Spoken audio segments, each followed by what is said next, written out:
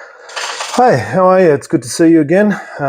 Hope you're enjoying the series that I'm doing on just all things about mental health, and just trying to offer you sort of struggles that I have, and then also just the general thoughts and feelings and stuff like that as well. I just wanted to go back on a couple of things that I've talked about in the past, and just provide some examples as well. One of the things that I've talked about in the past is just being able to do some mindfulness, especially some exercises. I think some people struggle with that because it's really, there's this whole idea that you've got to do the whole meditation and sit in a dark room and, legs crossed and all that sort of chanting and stuff like that. And then some people obviously have no problem with mindfulness whatsoever, and they know how to sort of get into that zone. I'm just going to provide a couple of examples of things that I do, and I won't say that I do this perfectly or I do it every time, but just some of the simple things that I do to try and get myself into a mindfulness zone or area. And it can be quite easy if you just sort of think about some everyday stuff that you can do that can then help you to get into that zone if you then approach it the right way. So there's three that I want to sort of bring up. They're very simple exercises, and you don't have to think about them as exercise. You just have to think about them as part of potentially a ritual. So some of these you may or may not do, but you can just sort of substitute maybe what I sort of put in there in terms of the context to then use something slightly different but fairly similar. So the first one that I do that allows me to sort of get into mindfulness, and what I try and do while I'm doing it is patting my dog. So if I go out there and I pat my dog, I try and focus on that moment of just patting, enjoying being with her, enjoying just spending some time knowing that she is in that moment, because that's the only moment she's in. She's not thinking about the past or the future or anything like that.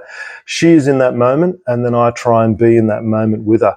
And then as I'm patting her, I just try and remember just to be there, look in her eyes, look at her fur, feel the texture of her fur, feel how she's enjoying it, watching her eyes sort of start to glaze over as she sort of really starts to enjoy the patting sensation and just being with me, and really just try and be in that moment with her and enjoy the sensation of being with an animal and who likes just our company, like her owner's company or the pats or the sensations on her fur.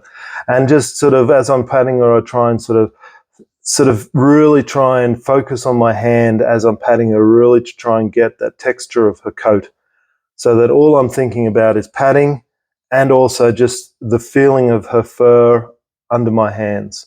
So it's very simple, it's very easy, and it just allows you to sort of go with the flow and just allow her to pat and stuff, and all you're thinking about is her. So it just becomes very, very simple, and you just become very much entrenched in that. I try and do it when I'm on a walk with her as well, but that, because it's a longer exercise and stuff, that can be a little bit more difficult. But also when I'm on the walk, you're actually on the walk for your animal, and you're trying to be with her and sort of enjoying being on the walk with her, enjoying letting her sniff things and be in the moment, and sort of really just trying to connect with that with your animal, and well, in this case, my dog, and really just trying to understand what Jess is smelling and what she's after and stuff like that. And that's really what I'm trying to do in that sort of time frame. When I'm patting her, when I'm walking with her, really that's when I try and do that mindfulness and really just try and be in that moment, be in that present.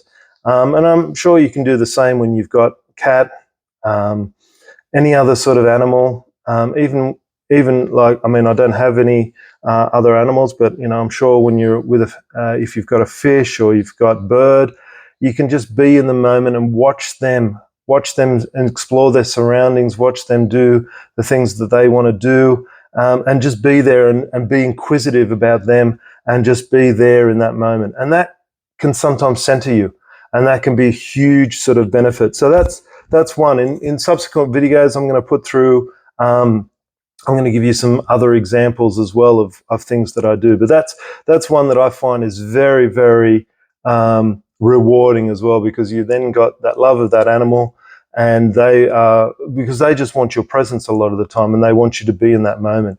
So that is a very easy mindfulness thing to then sort of do, to pat the dog and to be in that moment with the dog. All right, look forward to talking to you in another subsequent video about two other times that you can do sort of mindfulness in a relatively easy way.